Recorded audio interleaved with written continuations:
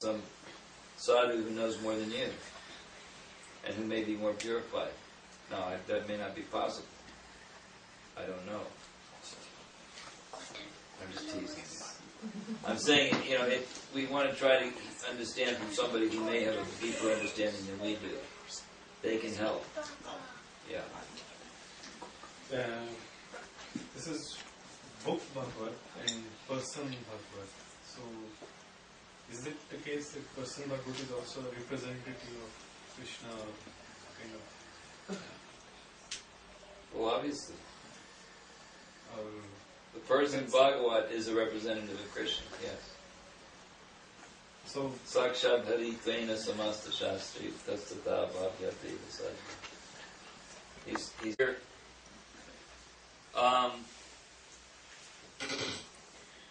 In this first verse, I'm trying to see where I left off here.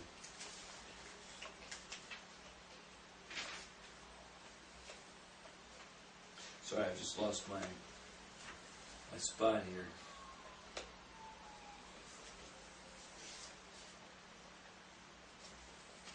Okay. We're on the 41st verse. It says, Srila Vyasadeva delivered it to his son, who is the most respected among the self-realized. That's the description of Shukadeva. Most respected of those who are self-realized. And the purport Prabhupada makes a nice point. He says, all the stories mentioned in the Puranas and Mahabharata are actual histories, not only of this planet, but also of millions of other planets within the universe. Sometimes the history of planets beyond this world appear to such men to be unbelievable, but they do not know that different planets are not equal in all respects, and that therefore some of the historical facts derived from other planets do not correspond with the experience of this planet. Considering the different situation of different planets and also time and circumstances, there is nothing wonderful in the stories of the Puranas, nor are they imaginary. So we should not therefore reject the stories and histories of the Puranas as imaginary. The great rishis like Vyasa had no business putting some imaginary stories in their literature. So this is always the thing. Sometimes, especially I've found in India and other places, not only in India, but many times scholars, they want to present the Vedic literature as probably to say mythology. Oh, this is just something men have made up to explain how things, they could create these divine events for divine beings just to give some solace to people who are afraid of death. This is one of the ways they look at these things. They think, oh, these are just made up stories. But you have great, highly elevated, highly intelligent persons like Vyasa and Valmiki and others. What business do they have with making up stories? They're great self-realized sages. Why would they waste their time? So it's a rhetorical question in one sense. Prabhupada's raising the question, why would they do that? Well, the fact is that the answer is obvious. They wouldn't do that. They wouldn't want to waste their time.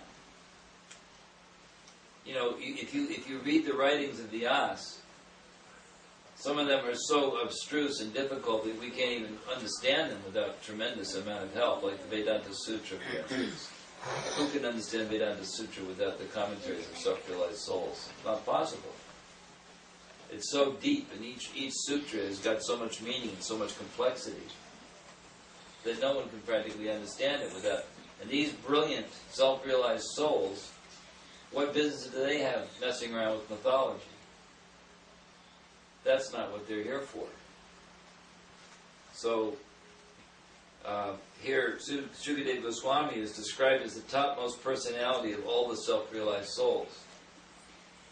And we're going to think that he's going to waste our time speaking of some made-up stories, mythological nonsense. No.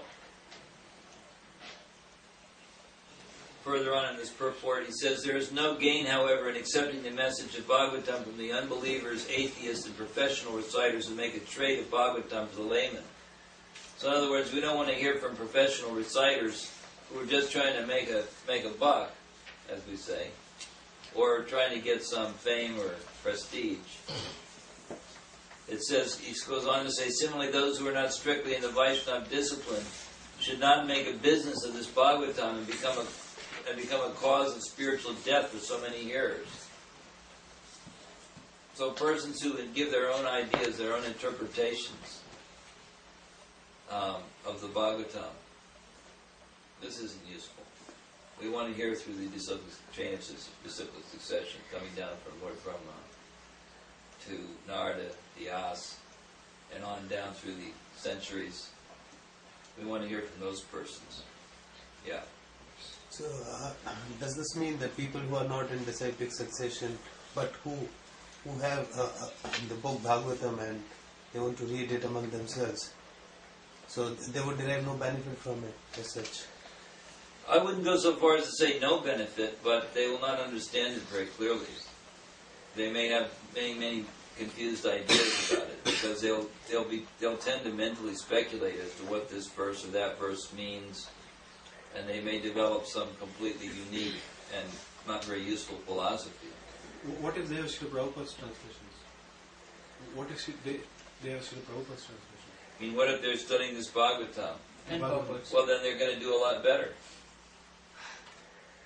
I mean, it's not that, I'm not trying to say that Prabhupada's translation and purports are in any way insufficient, but it doesn't mean that he can't be assisted by others trying to. In fact, Prabhupada wanted us to do this. He ordered us to do that to have these classes and discuss these verses and purports from different angles of vision. That was his, direct order to all of his disciples. Because his idea was that by that kind of discussion, by churning it, that you'll get a deeper understanding. What's there is there. You can read it and I can read it. But maybe if it's possible to go a little deeper into those purports and link them up with other purports or other references, just as Prabhupada will make some analysis in his purport and refer to Bhagavad Gita and to other Vedic literatures. Right? But you can take that a step further, and you can go even further into certain aspects of these purports. That's what Borijan's doing in his book. That's what I'm trying to do when I give a class, is to try to churn it a little bit, and to get you involved in that churning, so we can get a deeper understanding of these purports. Also, 8th line from bottom, it says, milk is undoubtedly very good and nourishing, but when it is touched by mouth of a snake, it is no longer. Now, what verse are you referring to? Same verse. Same verse, same purport. page. 8th line from bottom. 8th last line. So You're saying same verse, verse 41 or 42? 41. 41, okay. Towards the last. Yeah, milk, yeah. So that also probably is in connection with what he's asking. Yeah, I think, what it's referring to here is that, let's suppose you say that milk is a beneficial substance, Bhagavatam, you're comparing it to Bhagavatam. But if someone with all kinds of nasty motivation or materialistic concepts presents Bhagavatam, you'll get a completely wrong idea about it.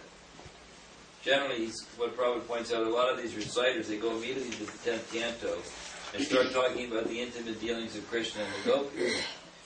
Well, this isn't a very useful exercise, because it means they have so many mundane, materialistic ideas about what that's all about.